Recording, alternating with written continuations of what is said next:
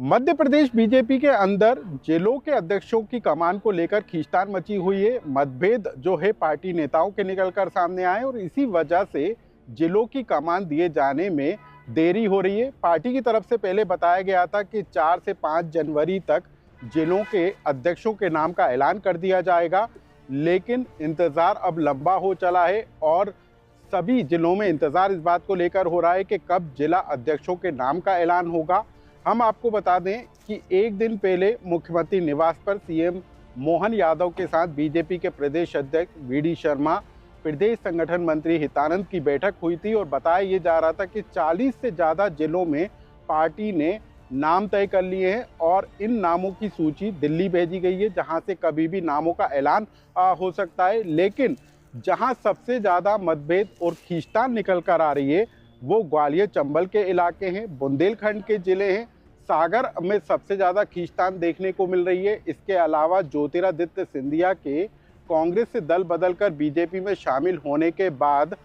उनके जो समर्थक हैं उनके चेहरों को लेकर भी पार्टी के अंदर मतभेद निकलकर सामने आ रहे हैं और शायद यही वजह है कि पार्टी इतना लंबा समय बीत जाने के बाद जिला अध्यक्षों के नाम का ऐलान नहीं कर सकी है। लेकिन सूची कब तक आएगी इसका इंतज़ार लंबा हो चला है और बीजेपी के प्रवक्ता शिवम शुक्ला हमारे साथ मौजूद हैं। इंतज़ार लंबा हो चला है, कब तक बीजेपी में जिला अध्यक्षों के नाम का ऐलान होगा? देखिए, सबसे अव्वल बात यह है कि भारतीय जनता पार्टी दुनिया का सबसे बड़ा लोकतांत्रिक संगठन है और जब लोकतंत्र की हम बात करते हैं तो एक पारदर्शी तरीके से बूथ से लेकर के राष्ट्रीय स्तर तक का चुनाव कराने के दौरान प्रक्रिया में एक तय समय अवधि लगती है और उसी के अंतर्गत लगातार हम देख रहे हैं कि पहले हमारी बूथ की रायशुमारी हुई, वहाँ पर बूथ अध्यक्षों का निर्वाचन हुआ, फिर मंडल के अध्यक्षों का निर्वाचन करते हुए हम जिले तक पहुँचे हैं। जिले में जिला स्तर पर हमारे पर्यवेक्षक गए, जो संभागीय स्तर पर पर्यवेक्षक बनाए गए थे, क्लस्टर्स के पर्यवेक्षक बनाए गए थे, उन्होंने रायशुमारी की और नामों का एक पैनल तैयार किया। पार्टी की प्राथमिकता रहती है कि विभिन्न सामाजिक वर्गों को न्यायोचित प्रतिनिधित्व मिल पाए, इसलिए उन पैनल्स को शॉर्टलिस्ट करने में,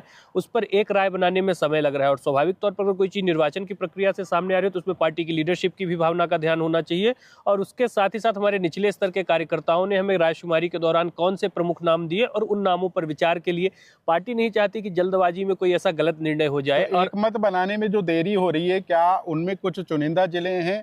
जहां पर कांग्रेस से दल बदल कर बीजेपी में शामिल हुए हैं, वो जिले हैं? देखिए, भारतीय जनता पार्टी में अध्यक्ष के निर्वाचन के लिए जो एक हमारे संविधान में व्यवस्था दी गई है, वर्तमान निर्वाचन के लिए जो हमने नियमावली सेट की है, उसके अतिरिक्त कहीं पर कोई विवाद की गुंजाइश नहीं है। कई सारे जिलों में सिंगल नामों का पैनल तैयार किया जा चुका है। कुछ जिलों में अन्य तरीके के समीकरणों के हिसाब से हमें ज़्यादा महिलाओं को प्रतिनिधित्व देना है। प्रधानमंत्री जी ने नारी शक्ति वंदन अधिनियम के माध्यम से 33% आरक्षण देने का काम किया और इसके साथ ही साथ कई ऐसे सामाजिक वर्ग हैं, अनुसूचित जाति की बात हो, जनजाति की बात हो, हम अगर उस वर्ग से आने वाले लोगों को कैसे अवसर दे करके नेतृत्व के रूप में स्थापित कर सकते हैं, इस दृष्टिकोण के साथ लगातार एक पैनल की शॉर्ट लिस्टिंग चल रही है। आने वाले वक्त में हम देखेंगे कि 1-2 दिन के भीतर हमारी सूची सबके सामने होगी। तो हम ये भी माने कि जो महिलाओं को जिस तरीके से आरक्षण की बात आप कर रहे हैं, तो क्या जिलों की कमान महिलाओं के हाथों में भी दी जा सकती है? एक बड़ी संख्या इसमें नजर आ सकती है। देखिए, स्वाभाविक तौर पर बड़ी संख्या में महिला जिलाध्यक्ष देखने को मिलेंगी। पार्टी नेतृत्व की मनोदशा है, प्रधानमंत्री जी का इस पर स्पष्टता के साथ मानना है कि हम नारियों को जो उनका वास्तविक अधिकार है वह देने का काम करें। उसी दृष्टिकोण के साथ पूर्ववर्ती सरकारें जो साहस नहीं कर पाई थी उनको आरक्षण देने का,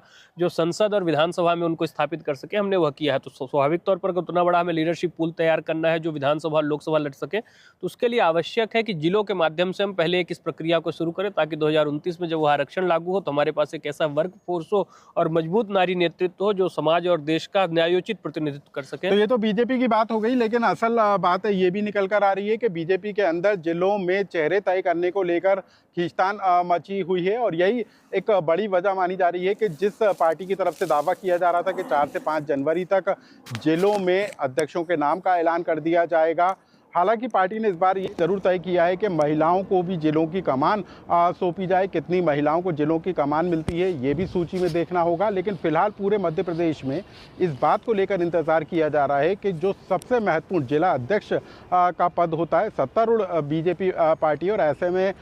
जिसको भी जिले की कमान मिलती है वो बेहद महत्वपूर्ण हो जाती है। लेकिन मंत्री, विधायक, सांसद और प्रभारी मंत्रियों से लेकर जो पार्टी के नेता हैं उनके बीच जिस तरीके से अपने समर्थकों को जिला अध्यक्ष की कमान सौंपे जाने को लेकर